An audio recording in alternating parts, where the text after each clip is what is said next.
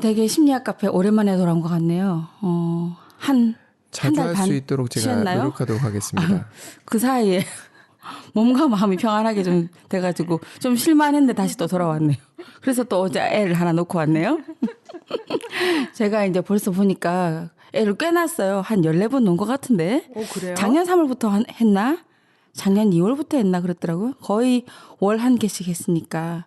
그렇죠. 그래 방송 것 전에 같아요. 살롱드 위젤라부터 했으니까 그렇군요. 맞아요. 맞나요? 녹음이 안 된 부분이 녹음 안 된 있죠. 거부터 네. 시작해서 보면 그 전부터 했구나 그러면은 더 됐네요. 애를 많이 낳았네요. 걔네들이 어디 있는지 모르겠지만 어딘가 있겠죠. 그러니까 녹음이 안 돼 있으면 아쉬운 게 그런 부분이에요. 나중에 그걸 다시 뭐 누구랑 공유를 한다든가 할 수가 없어서. 하나도 아깝지 않아요. 내가 뭐라고 말했는지. 청취자들이 안타까우니까 문제죠. 뭐 안타깝지 않아요. 심리학 카페 그렇게 뭐 깊지도 않고 오늘도 여전히 그래 깊지는 않아요. 이게 넓고 얕은. 제가 하면서 보통 주제를 잡는데 좀 시간이 걸리는데 이번에 지난 4월 달에도 책에서 힌트를 얻었고 5월 달에도 책에서 힌트를 얻었어요. 근데 가만보니까 제가 어떤 걸 주로 중심으로 하다 보니까 뇌과와 관련된 거를 바탕으로 한 책을 제가 좋아하나 봐요. 그래서 그걸 소재로 해서 뭔가가 이루어지면 제가 박사 이제 하실 계획이신가요? 뇌과학으로. 뇌과학 네. 쪽 박사 괜찮은데?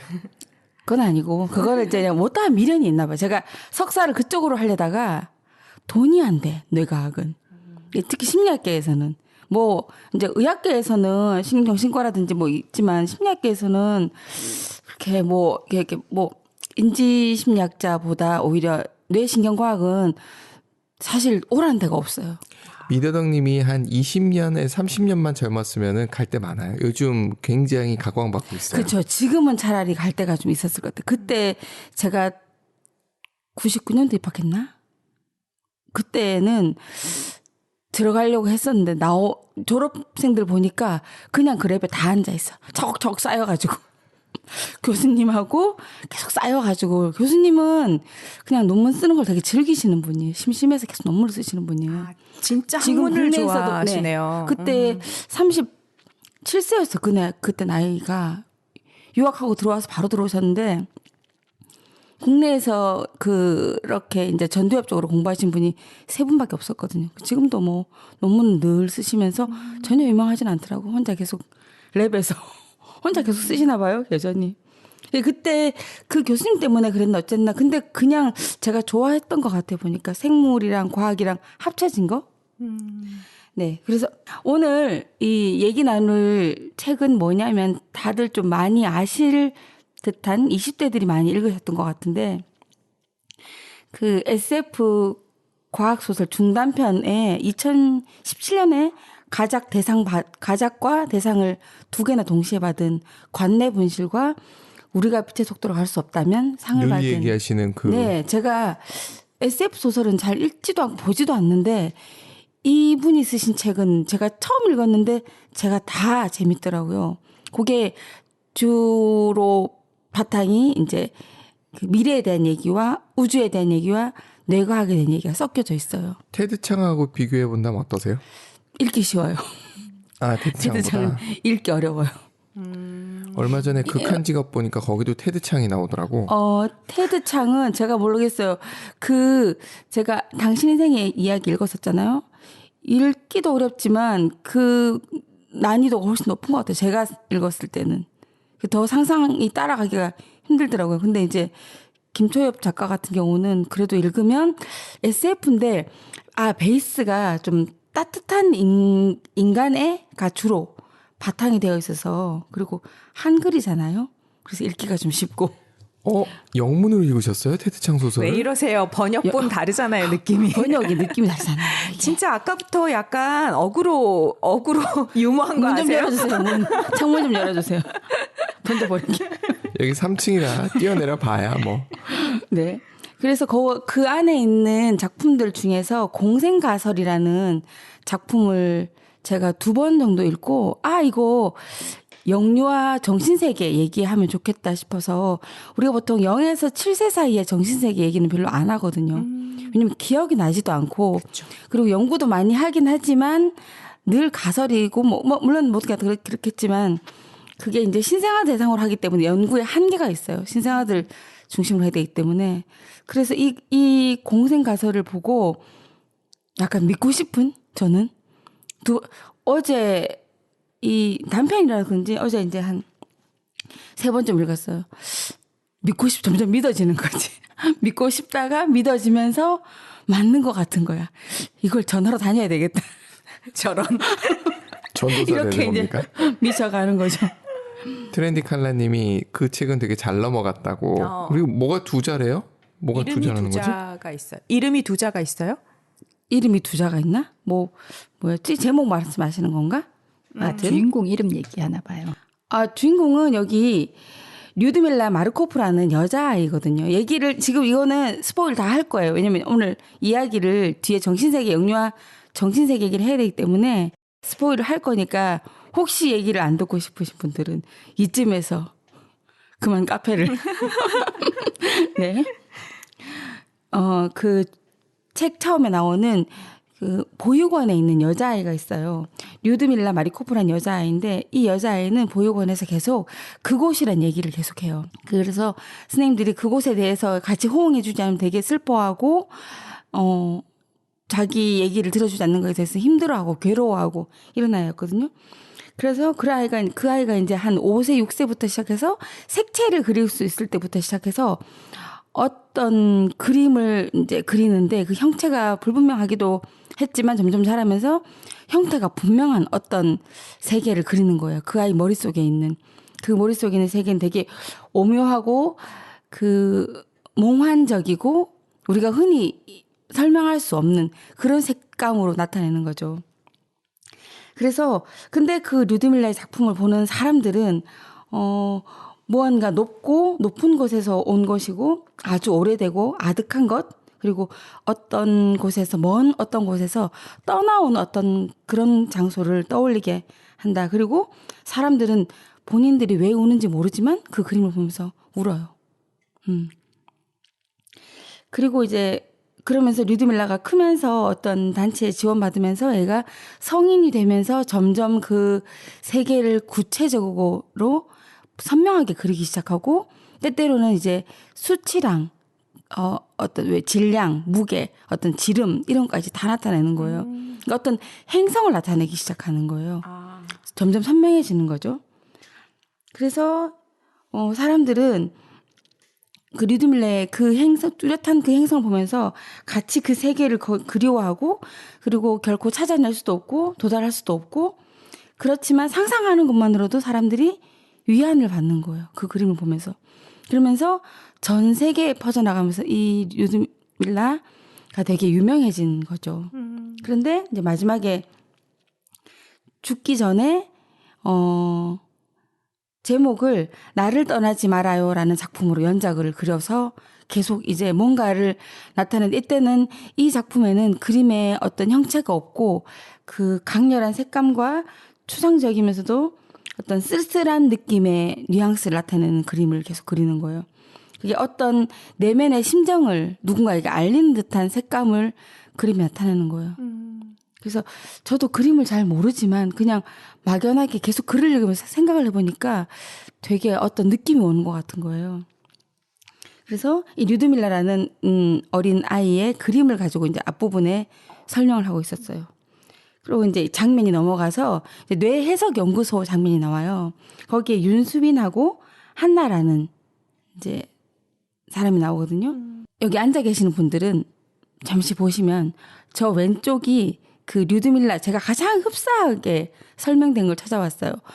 보라색과 푸른색이 엉켜서 색깔을 설명할 수 없고 그리고 거기에는 지표면에 거의 다 바다로 되어 있고 발광성 물체인 원핵 생물이 살고 있고 형태가 있기도 하고 없기도 한 생물이 공존하며 살고 있고 그리고 하늘은 오묘한 색깔의 조화를 이루고 그리고 밤이 길고 낮이 짧고 이런 행성을 나타내는 거예요. 지난번에 코스모스에서 읽었던 네. 여러 가지들이 굉장히 떠오르죠. 네, 목성에 그 약간 기체가 막 섞여가지고 여러 가지 색깔이 막 난다는 네. 그 느낌이 좀 예. 드네요. 토성의 띠 같은 것도 네. 그렇고. 그래서 제가 이거랑 그거랑 이상하게 4월달, 5월달 과학 도서들이 맞물려서 머리가 이제 빙빙 돌고 있는 것 같은 거예요. 우주로 나가실 것 같네요. 그러니까요. 그래서 어쨌든 그 뇌과학연구소에서 그 윤수빈과 한나라는 연구원이 있어요. 이들은 뭘 연구하냐면 생각과 표현을 전환하는 기술을 연구하고 있어요. 이걸 뭐라고 하냐면 단분자 추적 이미징 기술로 활성화된 뉴런의 패턴을 잡아서 피험자의 생각을 읽어서 언어로 옮기거나 아니면 왜 우리 이런 거 있죠. 다쳐서 뭐 뇌 부상으로 기존엔 언어를 표현할 수 있었으나 어떤 사고로 전혀 말을 못하는 사람들이 네. 왜 그 뇌과학 소설에서 뭐 눈으로 말을 하거나 이렇게 돼 있었잖아요. 베르나르 베르베르 네네 뇌죠. 거기 뇌에서. 근데 여기에서 그 사람의 생각을 그 언어로 표현할 수 있는 기술을 개발하고 있는 그런 연구소 연구원인 거예요. 백투더퓨처의 그 박사님이 하시던 연구랑 동일합니다. 기억이 안 나요. 네, 거기 뭐 헬멧 같은 거 쓰고서 맞아 그런 식인가 그 봐요. 뇌에 남자애가 자극 주나요? 오니까 아니 자극 주지 않고요. 뭐 모자 같은 건데 상대방 그 남자 주인공 있잖아요. 이름이 뭔지 모르겠다. 마이클 네. 제이 폭스가 왔을 때 머리에 딱 씌운 다음에 자기도 쓰고 있어요. 그래서 읽어볼게. 네가 왜 왔는지 하는데 결코 못 읽죠. 근데 어쨌든 원리는 맞아요 같아요. 진화되어서 뇌에 베르나르 베르베르의 뇌에서는 그걸 읽을 수 있죠. 뇌를 읽을 수 있는 걸로 돼 있지 않나요? 아니 그건 좀 다른 것 같아요. 그건 읽는다는 느낌은 아니고 눈으로 뇌에- 표현하는 거였나? 그건 눈으로 마우스를 클릭하고 하면서 그 인터넷 세상을 돌아다니면서 정보 수집해가지고 뇌의 어떤 특정 부분을 자극하면은 희열을 느끼는 거예요. 도파민이 확 나오게 하는. 예, 그것 때문에 이제 뭐 사건이 펼쳐지는 그런 얘기죠. 맞아요. 저 때도 제가 뇌를 읽었네요. 유일하게 그 책만 읽었네. 그런데 이제 이게 조금 저는 의미 있는 이 소설과 조금 뭐 무관할 수 있지만 자세하게 써놔서 재밌어가지고 갖고 와봤는데 이 연구소에서 개 고양이 실험을 해요. 저는 읽으면서 이거 진짠가 했는데 어쨌든 소설이에요. 95%의 동물의 욕구를 분석 가능한 거예요. 그래서 포유류 대상에서 통역하는 기술이 개발되는 거죠. 그럼 뭐가 좋으냐면 반려동물과 대화할 수 있는 사람들이 생긴다는 거예요. 그러니까 돈이 많은 부자들은 반려동물이 죽기 전에 단 한 번만이라도 얘랑 대화를 하고 싶다. 이런 사람 있을 거 아니에요. 가족 같은. 지금 말을 안 해서 너무 좋아하는 거 아닌가? 애랑 그렇다고 달라서. 저도 봅니다. 조동님에게 굉장히 공감합니다. 그런데 말을 하기를 또 바라기도 하잖아, 사람들이. 얘가 뭐 말을 자꾸 나를 한다고, 날 끌고 간다고, 어디로. 그분이 안 왔니요?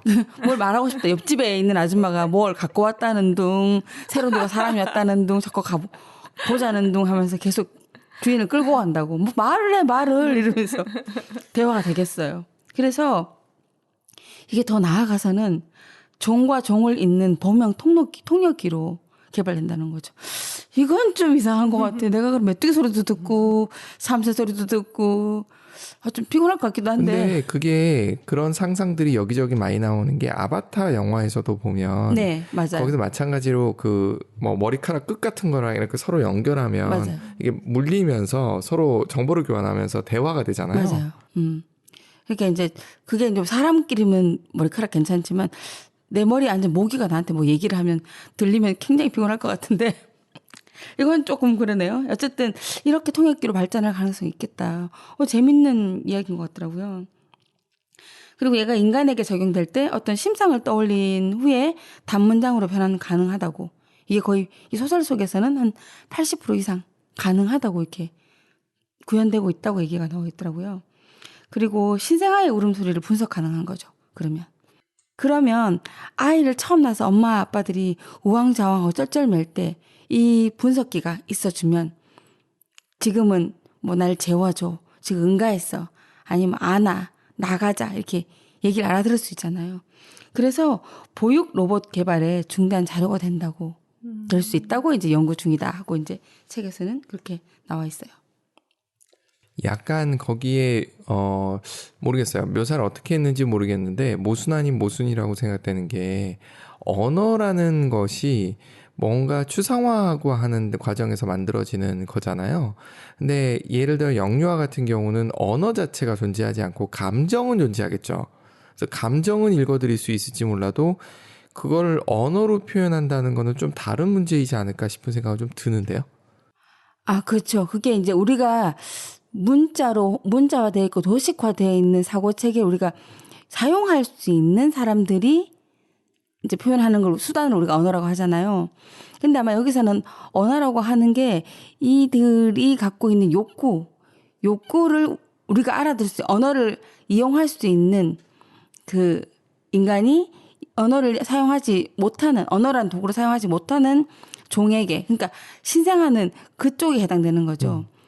그들의 욕구나 어떤 희망을 우리가 알아들을 수 있는 언어로 번역한다는 거죠. 그런 그렇죠. 의미로 그렇죠. 된다는 거죠. 언어를 뇌에 있는 그러니까 언어를 읽는 건 아니고, 그렇죠. 네네네. 통역기처럼 사용한다는 거죠. 그러니까 종간에 그 통역기가 만들어질 수 있다. 뭐 이런 얘기겠죠. 그래. 만약에 메뚜기가 우리처럼 말을 사용한다고 하면 깜짝 놀랄 일이잖아. 다 알아듣잖아요, 우리 일을. 왜요? 벅스라이프 이런 데서 보면 말하잖아요. 그렇게 소설이죠. 네. 그래서 근데 이제 이수빈하고 한나가 확인한 영유아의 울음소리에서 이상한 데이터 잡히는 거예요. 얘네들 울음소리를 번역해 보니까 어떻게 하면 더 윤리성을 부여할 수 있을까? 우리가 살아야 할 곳은 뭘까? 어디일까? 우리가 살아야 할 곳은 여기야. 세계와 연결되어 있는 듯한 느낌을 받고 싶다.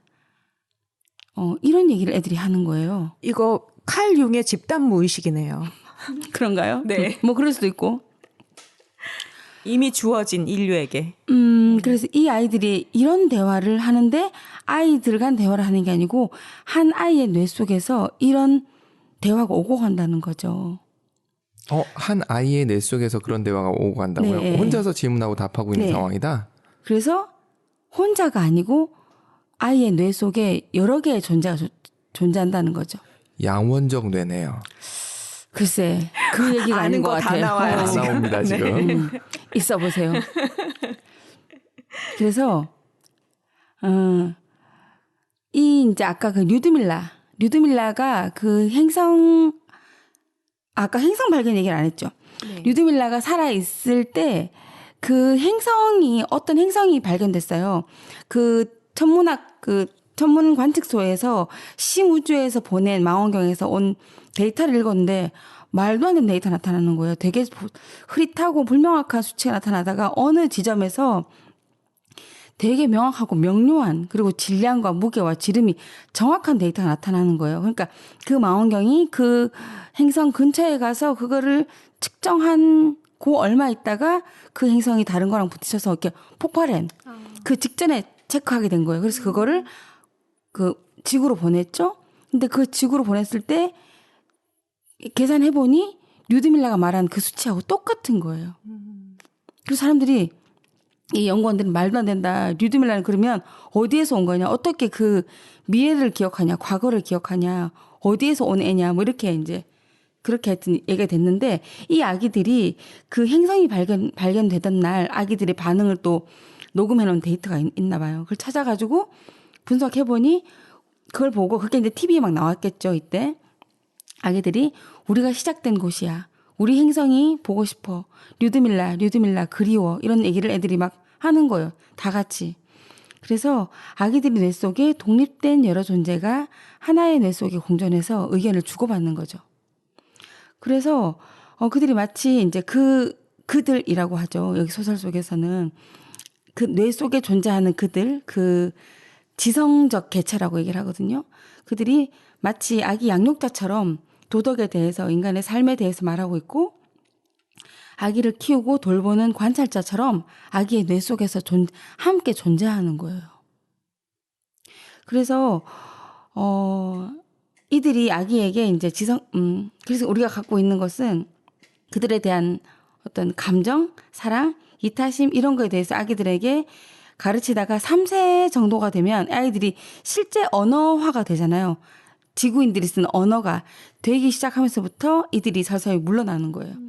왜냐하면 그 전 3세 이전에는 아기들이 언어를 제대로 쓸 줄 모를 때 이들이 아기들의 머릿속에서 계속 가르치고 가르치고 지도하고 안내하고 이렇게 하다가 아기들이 그 나라의 언어를 배우기 시작하면서부터 점점 빠져주는 거죠. 혼재되어 있으니까. 그러다가 7세가 되면 급격하게 줄어들고 7세가 넘어가면 뇌 속에서 지성체의 대화는 거의 사라진다고 기록이 나와 있더라고요. 그래서 여기서 소설 속에서 실험을 했는데 양육 환경을 통제해서 신생아를 낳자마자 보육 로봇에게만 길러진 아기들. 그러니까 거대한 인큐베이터. 이건 말도 안 되는 실험인데 어쨌든 국제적인 비난을 받았다 하지만 소설이니까. 그래서 거대한 인큐베이터 속에서 여러 명의 아이들을 보육했어요. 사람이 아닌 보육 로봇을 통해서. 대신 그 보육 로봇은 사람하고 똑같은 구실을 할 수 있게끔 이제 프로그래밍 된 거죠. 근데 아기들은 우리가 예상한 대로 그냥 욕구적 대화만 하는 거죠. 밥 줘, 배고파. 뭐 엄마 어디 있어? 뭐 이런 것만 한다는 거죠. 그래서 그런 아이들이 종단 연구를 조금 해봤을 때 인간성과 선한 경향성이 발달되지 않았다. 체크를 해보니까. 그래서 뇌 속에 그 지성체들이 인간에게 태생적으로 존재하는 것이 아니라 언제부터인가 외부적으로 유입되어 들어왔다라고 얘기를 하는 거죠. 지금 속 터질 것 같은데 소설 얘기 언제까지 하시고 언제 그 뇌로 연결이 되나요? 지금 어디까지가 뭘 정리해 주시겠지만 지금 이게 소설이에요. 이게 소설이에요, 이게. 알아요. 네네. 소설 얘기만 계속 가고 있으니까. 네. 그래서 일단 들어보세요. 네. 이게 이제 성격에 따라 속이 네. 터지기도 한다는. 네. 공생가설이에요, 공생가설. 그래서 지금 얘기하는 게 이들에 대해서 데리고 이들이 이제 뇌 속에 존재하는 것이 태생적이냐, 외부에서 왔느냐. 그 얘기를 하고 그 행성을 얘기하잖아, 아까. 류드밀라가 있었던 그 행성. 그래서 이 작가는 수만 년 전부터 어쩌면 지구가 생성되기 이전에 어떤 행성에서 그 어떤 존재들, 우리보다 훨씬 월등한 지성체, 고차원적 사고를 하는 지성체들이 우주를 떠돌다가 그냥 우연히 지구를 발견하고 지구에 들어왔는데 미토콘드리아가 세포로 들어와서 공생에 살면서 우리는 얘네들을 일물질로 여기지 않잖아요. 그것처럼 얘네들이 인간이 태어난 이후부터 어딘가에 머물다가 스며 들어오는 거죠. 그래서 언어화가 되기 이전 단계에 이들을 윤리적으로 도덕적으로 가르친다는 가설인 거죠, 이게. 그래서 그리고 이제 근데 이제 공생을 한다는 거는 이들도 우리에게 뭔가를 가져가야 된다는 거잖아요. 그래서 이들은 그러면 우리에게 뭘 가져갈 것인가? 아마 이들은 그냥 여기서 나온 거는 이들은 자기네 세계에서 구현할 수 없었던 자기네 세계를 다시 볼 수가 없잖아요. 그들의 행성을. 그래서 우리를 통해서 그들의 지성을 알리고 그들의 세계를 알리고 그래서 아까 류드밀라의 그림을 보고 사람들이 울었던 건 어쩌면 우리 모두 다 아까 도덕님 말씀하신 집단 무의식이라 하고 있지만 어쩌면 여기에서 말하는 거는 이 소설에서 얘기한 거는 우리가 갖고 있는 어떤 그 지성체가 우리의 최초의 시점에서 우리에게 머물러 있었기 때문에 어쩌면 우리가 이들이 얘기했던 그 존재를 그리워하고 다시 그 존재를 만나고 싶어하는 우리의 감정일 수 있겠다 하는 얘기였거든요. 금방 나올 건데 못 기다리고. 그래서 과연 이 작가가 얘기하는 건 그렇다면은 우리가 만약에 그들을 내쫓아 버린다면 어떻게 될까? 근데 어쨌든 가설이니까 그렇게 되면 우리는 인류애라든지 도덕성이나 윤리성 같은 걸 배우지 못하고 그냥 자라게 될 것이다. 라는 가설인데. 공생가설이라는 건 그 소설 작가가 만들어낸 그렇죠. 가설인 거죠? 네. 저는 이 부분에서 유달리 공감이 가는 거예요. 우리가 선천적으로 타고났다는데 선천적으로 타고난 제가 항상 생각하는 거는 모든 게 확인되지 않으면 선천적으로 타고난 거거든요. 그렇죠. 확인된 게 없으니까. 근데 차라리 이렇게 외부에 유입됐다 그러면 차라리 그거는 이게 더 황당무계한데. 그 자연 발생설이잖아요. 그 날파리 제 맘이에요? 자연 발생설. 그러게 맞아요. 취향이죠, 뭐. 이게 더 황당무계하죠. 만약에 우리가 인간성이라고 믿어왔던 것들에 대해서 이들의 존재가 사라져서 우리가 그 인간성을 잃어버린다고 하면 과연 이제 인류는 얼마나 자존감이 무너질 것인가. 저는 약간 이거 읽으면서 인간이 위대함을 되게 얘기하는데 천동설, 지동설 느낌하고 비슷한 거예요. 만약에 이렇게 우리가 타고난 어떤 성향, 인간적 특질, 인간적 본성이 없었어라고 했을 때 지구가 중심이 아니었대 이야기랑 비슷한 것 같은 느낌이 드는 거예요.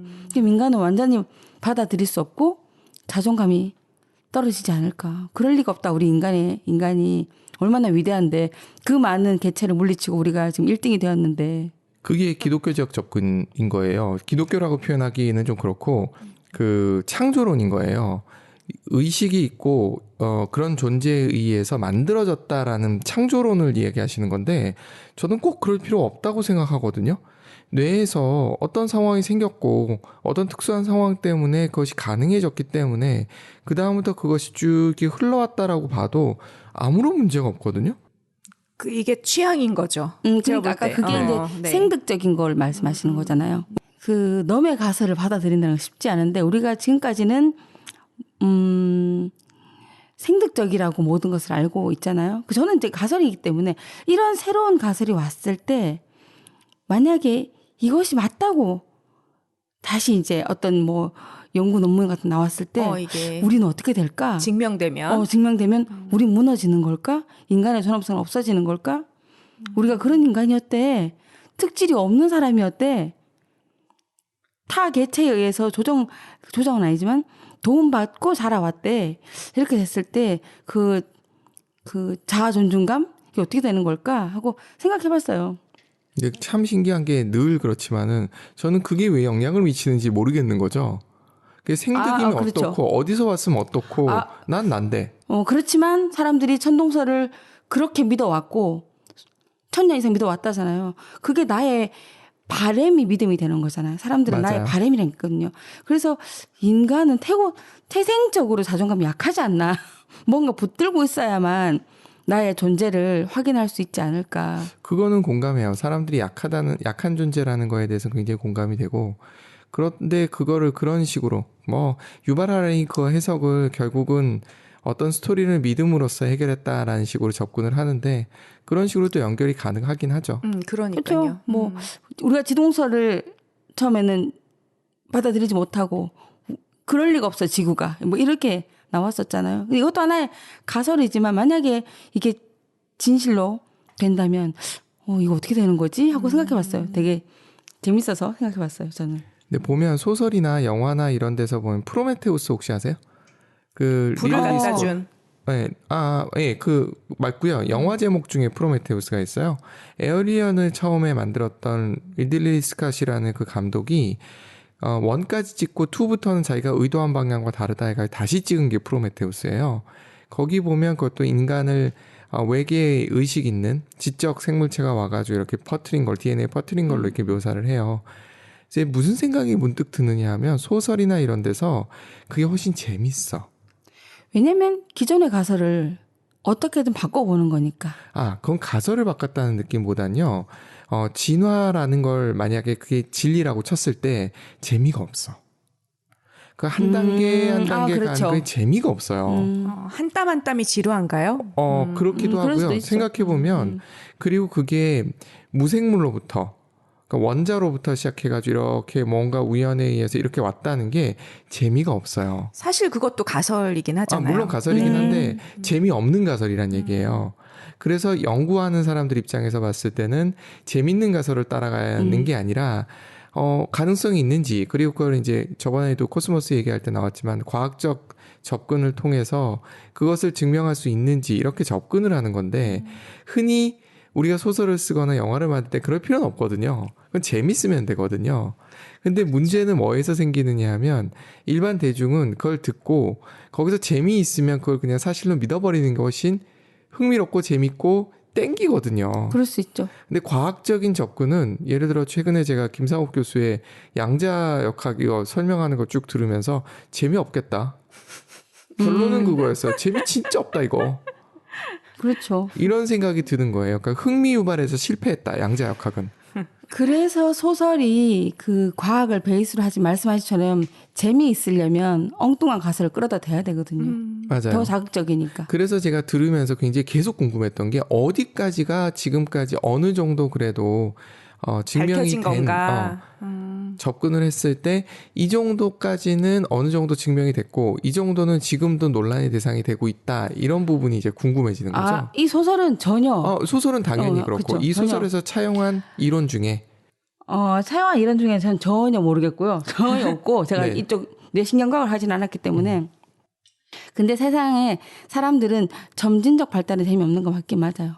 그리고 점진적 발달이 재미없다기보다 전 조금 생각이 다른데 기존에 모두 알고 있는 것은 다 재미없는 것 같아요. 대체로 들어봤고 어디선가 다 알고 있었던 그런 내용들은 다 재미없고 엉뚱한 거를 말도 안 되는 걸 끌어왔을 때 그래서 양자역학이 네. 한 번도 들어본 적 없는 거예요. 그런데 재미없거든요. 그건 너무 골치 아픈 이론이 들어가 있지 않나요? 그렇죠, 그렇죠. 그게 이론이 지금 이거 같은 경우 이론이 되게 쉽잖아요. 네. 외계생물체가 들어온 거잖아. 양자역학은 그렇게 간단하게 이해되지 않기 때문에 사람들이 그러니까 재미없는 거죠. 창조론이 훨씬 쉽다라고 얘기 드리는 게 그럴 수 만들어졌어. 어느 순간에 끝 잃어버리면 심플하고 그럼 누가 만들었지? 하면 상상력을 발휘하는. 그러면 사람들은 점진적 발달을 싫어한 게 아니고 복잡한 걸 싫어하는 거예요. 그럴 수 그럴 수도 있겠네요. 있네요. 네네. 복잡하고 피곤한 게 힘든 거거든요. 그리고 간단한 거 만들어졌거나 어디서 왔거나. 한방 뭐 이런 거. 그러니까 어쨌든 그래서 뭐 소설 속에서는 그래서 0에서 7세에 대해서 이렇게 가설을 설정하고 이제 재밌게 이끌고 가는데 우리가 보통 한 7세부터 시작해서 기억이 나기 시작하잖아요. 7세에 그 이전 기억 상실, 그 영아기 기억 상실이라고 그러거든요. 그 기억 상실에 대해서 혹시 생각해 보신 적 있어요? 가장 어릴 때 기억나는 거 뭐 있어요? 아니, 저는 제가 기억은 진짜 잘 거의 안 나는데 저의 기억 중에는 어릴 때 많이 꿨던 꿈이 기억나요. 높은 데서 떨어지는 거? 몇 아니요. 살 때예요? 그게 기억이 가물가물해요. 한 유치원 때부터 초등학교 저학년 때 계속 꿨던 꿈인데 제가 같은 꿈을? 비슷한 느낌? 제가 어디를 이렇게 발을 짚으면 제 몸이 가벼워져서 이렇게 붕 뜨면서 이렇게 축지법도 아닌 것이 살짝 나르는 듯이 건물과 건물 사이를 붕붕 뛰어서 산도 가고 막 이렇게 붕붕 뛰어서 다녔던 그때부터 에어워킹을 하셨군요. 반쯤 나르는 그때부터 네네네. 떠 계셨군요. 네, 그런 꿈을 정말 자주 꿨었거든요. 그런 꿈을 꾼 시기가 있는 거 아닐까요? 성장하는. 저도 그런 꿈 많이 꿨었거든요. 내 몸이 가벼워지면서 이렇게 그건 그거 아닐까 싶어요. 네. 아빠가 이렇게 들어서 번쩍번쩍 들어줄 때가 있잖아요. 그게 이제 느낌으로 남은 거 아닐까요? 저희 아버지께서는 별로 안 그러셨거든요. 점잖으셔가지고. 네. 하여튼 그런 꿈을 꿨던 적이 있고 또 제가 조금 놀란 건 저희 딸이 기억이에요. 왜 보통 다 잊어버려야 되잖아요. 그전 거는 잘 기억 안 나는 게 맞는데 굉장히 공포스러웠던 기억을 딱 기억하고 있더라고요. 쇼킹한 장면은 기억하기도 해요. 네, 맞아요. 네, 그래서 이게 대부분 지어지는 게 맞는데 각인된 것들이 몇 개 있을 수는 있겠구나. 예. 이 꿈꾸는 게 달라지나? 지금 트레디 칼라님이 비슷한 꿈을 꾸셨다는 거예요. 근데 저 같은 경우는 예전에도 한번 얘기 드린 적이 있었는데 미로 헤매는 꿈을 이건 초등학교 6학년 때이긴 하지만 그 말고 시리즈로 7세 이전. 7세 이전도 기억나는 게 몇 가지가 있었는데 요즘 제가 머리가 나빠져서 그런지 잊어버린 것 같아요. 그나마. 7세 이전 게 기억나면 걔는 잘 기억이 잊어지지 않는데. 지금 트렌디 칼라님이 6살 때 정도 살짝 기억나신다고 하셨고 아까 그 붕붕 뛰어다니는 거는 키 크는 꿈인데 본인 많이 꾸셨는데 키가 거기까지밖에 안 크셨다고. 그거 꿔서 그래도 이만큼 장성하셨으리라. 또 7세 이전에 기억나시는 거 큰 자극 같은 게 있어요? 자극. 그러니까 제가 그게 나이대를 얼핏 기억하는 이유가 그 집을 살았던 나이대를 나중에 추정을 해보니까 그 집에서 살았을 때가 유치원 전이거든요. 그래서 거기가 어디죠? 북과자동인가? 뭐 그쪽에서 살았을 때 상황인데 그때 뭔가가 머릿속에 남아있어요. 어렴풋이. 그게 뭔가요? 그 거실에 뭔가가 이상한 게 있었고 그걸 쳐다보고 있는 제가 보여요. 거기에 그 루드밀라가 봤던 그 거실에 뭘까? 하여튼 그런 그러니까 꿈이 아니라 그거는 이제 기억인 거죠. 그게 아마도 추측컨대 4-5살이겠구나라고 생각을 하는 거예요. 그러니까 그게 제일 오래된 기억이겠죠. 두려웠나 봐요. 그걸 아니요, 바라보고. 두렵진 않고 이게 뭐지, 이걸 어떻게 해야 되지, 뭐 이런 식의 생각이었던 것 같아요. 그게 머릿속에 돌고 있었던 것 같아요. 죽은 쥐 같은 거 아니었어요? 그런 건 아니었고요. 네. 똥이었나? 대체로는 어린 시절의 기억이 잘 안 나는데 어린 시절의 기억이 많이 나는 건 그만큼 좀 충격적인 상황들. 이게 꼭 좋은 것도 있지만 안 좋은 것도 있지만 좋을 수도 있고 충격적 상황들이 대체로 기억이 남더라고요. 트렌드 칼라님은 이런 얘기를 해주셨어요. 6살 때 친구도 기억나고 유아원 갔고 외할머니랑 개모임 따라가서 춤추고 노래했던 거 이런 거 기억난다고 하셨고요. 박미 노래인가 날 보러 와요 이런 거 엄청 불렀대요 할머니들 앞에서. 라떼아이님은 동생 생일날 케이크 할 때 케이크 후 불 때 제가 손가락으로 찍어내렸던 거 기억나요. 그러니까 좀 인상적인 장면들을 기억을 하는 거죠. 저도 5살 때 기억나고 3살 때도 기억이 나는 거예요. 오유, 많이 올라가시네. 그 장면이 되게 쇼킹했기 때문에 충격적이었기 때문에 엄마가 나를 이모한테 맡겼어. 그리고 엄마가 긴 복도를 그래봐야 뭐 그냥 서울에 있는 아파트였으니까 긴 복도가 아니었겠지. 목도 아파트. 근데 내가 느낀 엄청 긴 아파트 긴 복도였던 것 같아요. 그래서 뭐 옆에 있는 사람이 이게 몇 살이야 했는데 제가 뭐 우리 엄마가 3살이라고 했던 거 기억이 나요. 그때 엄청 울고 엄마 못 가게 하고 막 그랬는데 그게 유일하게 제일 어릴 때 기억나는 거. 그리고 옥상에서 떨어졌나? 떨어진 기억이 있어요. 그거 4살 때인가? 옥상은 아니에요? 아니지만 왜 낮은 왜 2층 집이나 뭐 빨래 널러 올라갈 수 있는 계단이 있는 왜 옛날 집은 낮았잖아요. 맞아요. 거기서 하여튼 계단을 굴렀나 떨어졌나 하여튼 그렇게 해서 그때 4살 때 정도에 그래서 나 말고 언니 오빠가 엄청 혼났다고 얘기를 들었어요. 내가 떨어졌다고 언니 오빠가. 그게 인간의 뇌가 그 전을 기억을 못하는 거에 대한 이론적인 근거가 있어요? 아니면 그냥 여기에 얘기하는 이론적 근거는 그 전에도 그 0에서 7 사이에 그 해마의 발달이 덜 되는 거죠. 기억 저장소가 아직 발달이 덜 된 거예요. 그래서 기억 저장소가 완전히 준비가 되어서 이제 다 왕성하게 자라서 정보가 들어와서 이제 담을 수 있는 그릇이 되는 시점 정도가 7세라는 거죠. 그 인사이드 아웃에 보면 장기 기억 저장소가 쭉 있잖아요. 그 뇌 모양으로 꾸불꾸불한 그게 완공이 안 된 상태다.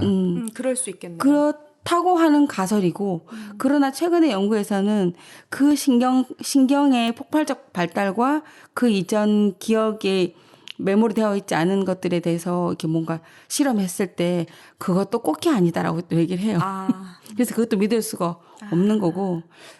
여기서 궁금해지는 건 동물들도 해마가 있죠. 그렇죠. 해마는 아주 기본적인 인간의 원신에 해당하나요? 그렇지 않나요? 해마가 중간 정도 되니까 아주 원시적이진 않아요. 원시적인 거는 호흡, 중추랑 이렇게. 중뇌. 예, 예. 네. 그 중뇌랑 간뇌. 손에 이렇게 목 인간의, 뒤에 붙어 있는 모든 동물, 이렇게 포유 동물들, 이렇게 목 뒤에 붙어 있는 가장 이렇게 봉오리 같이 생긴 그게 가장 생명의 중심이 되는 호흡하고 뭐 기본적인 그 자유를 배설, 수면. 이렇게 예. 조절해주는. 예, 요 다음 게 감정이 들어가고 기억도 들어가는. 맞아. 3번째 게 신피질 이렇게 되는 거거든요.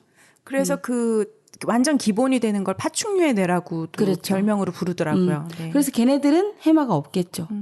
파충류는 해마가 없다? 없죠. 예, 포유 동물부터 시작해서 변연계, 오, 기억 저장소. 도마뱀은 그러면 없단 얘기네.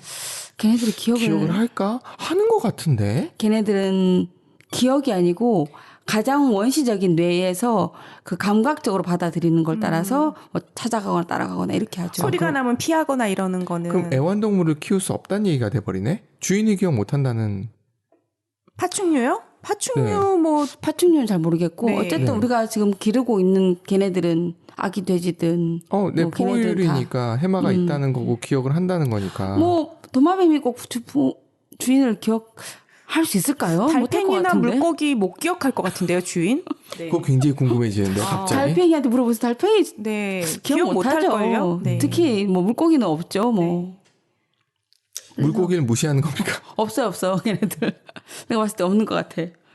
어쨌든 그런 가장 그 본능적인 뇌 이 이후 발달부터 시작해서 기억이 남아 있기 때문에라고 그렇게 다들 알고 있지만 그렇지 않다고 하는 그 실험도 또 나오고 있어가지고 그러니까 뭐가 100% 과학적으로 이거다라고 한 건 지금까지 하나도 없고 100%일 수도 없죠. 가설이나 표본을 그렇게 만들 수가 없기 때문에.